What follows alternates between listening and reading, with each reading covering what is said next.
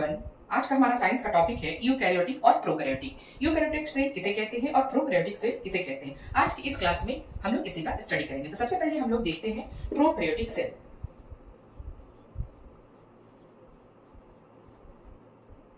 Prokaryotic cell किसे कहते हैं? प्रोकैरियोटिक और यूकैरियोटिक ये सेल की पूरी व्याख्या आज इस क्लास में हम लोग करेंगे। प्रोकैरियोटिक का मतलब होता है, तो प्रो का मतलब होता है प्रिमिटिव। प्रिमिटिव की हिंदी होती है प्राचीन, और कैरियोटिक की हिंदी होती है न्यूक्लियस। इसकी हिंदी होती है केंद्रक।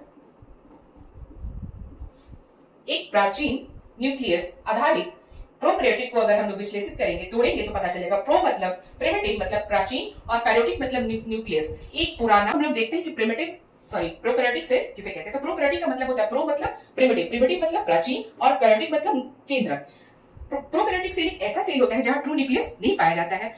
वहां जो डीएनए होता है वो साइटोप्लाज्म में स्वतंत्र रूप से तैरता रहता है। प्रोकैरियोटिक सेल में ट्रू न्यूक्लियस नहीं होता है, इसका डीएनए केंद्रक झिल्ली से ढका हुआ नहीं होता है। प्रोकैरियोटिक सेल का जो डीएनए होता है वो सर्कुलर शेप में होता है। ये सर्कुलर शेप में होता है। इसका साइज 1 प्रोटीन ये होता है माइक्रोन, इसको बोलते हैं माइक्रोन होता है। और प्रोकैरियोटिक सेल जो होता है वो बहुत सिंपल स्ट्रक्चर होता है। प्रोकैरियोटिक सेल का रिप्रोडक्शन बाय बाइनरी फिजन, इसका रिप्रोडक्शन द्विखंडन पद्धति से होता है। और इसका एग्जांपल है, जैसे इसके अंतर्गत आने वाले हैं बैक्टीरिया और साइनोबैक्टीरिया। इसको नील हरित शैवाल भी बोलते हैं, नील हरित शैवाल। प्रोकैरियोटिक सेल में राइबोसोम पाए जाते हैं जिनका काम होता है प्रोटीन बनाना। मतलब इसको दूसरे शब्दों में हम लोग कह सकते हैं एक ऐसा राज जो राजा विहीन हो। कहने का मतलब यहाँ ट्रू न्यूक्लियस नहीं होता। न्यूक्लियस का काम होता है सारे ऑर्गेनेल्स का कमांड करना, वो एक तरह से हमारे सेल का राजा है। अब हम लोग देखते हैं कि प्रोकैरियोटिक तो देख लिया, अब यूकैरियोटिक सेल किसे कहते हैं। अब हम लोग देखते हैं कि यूकैरियोटिक सेल किसे कहते हैं। तो यूकैरियोटिक सेल को सबसे पहले हम लोग तोड़ते हैं कि यूकैरियोटिक का मतलब होता क्या है। यूकैरियोटिक मतलब ट्रू की हिंदी होती है सच्चा, और कैरियोटिक का मतलब न्यूक्लियस केंद्रक। वो सेल जिसमें वास्तविक केंद्रक पाया जाता है, वास्तविक केंद्रक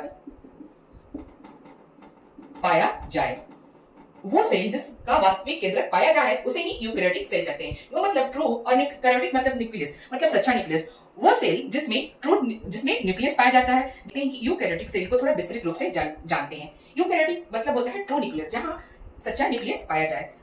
जैसे जो यूकैरियोटिक सेल होता है उसमें सुस्पष्ट मतलब क्लियर न्यूक्लियस होता है और डीएनए केंद्रक के अंदर सुरक्षित रहता है। जबकि जो हमारा प्रो था वहां डीएनए केंद्रक के अंदर नहीं होता, वहां न्यूक्लियस पाया ही नहीं जाता है। सेकंड है इसका डीएनए लीनियर होता है, जबकि प्रोकैरियोटिक का डीएनए सर्कुलर रहता था। तीसरा है कि इसका जो मेम्ब्रेन है बाउंड ऑर्गेनेल्स जैसे mitochondria, endoplasmic reticulum, Golgi body, lysosome etcetera, इसमें जितने भी जो ये इसके अंग है वो सब मेम्ब्रेन कोशिकाओं के अंदर रहते हैं। नेक्स्ट है लार्ज इन साइज। जो यूकैरियोटिक सेल होता है उनका साइज 10 से 100 माइक्रोन होता है। नेक्स्ट है कॉम्प्लेक्स स्ट्रक्चर। तो ये हमारा यूकैरियोटिक जो विकसित हमारी कोशिका है इसका स्ट्रक्चर बहुत कॉम्प्लेक्स होता है, जबकि उसका स्ट्रक्चर बहुत सिंपल होता था। नेक्स्ट है इसके अंदर रिप्रोडक्शन, सेल डिवीजन, माइटोसिस और म्यूसिस के अंतर्गत होता है। इस जैसे एग्जांपल इसका देखेंगे तो होता है, एग्जांपल हुआ एनिमल,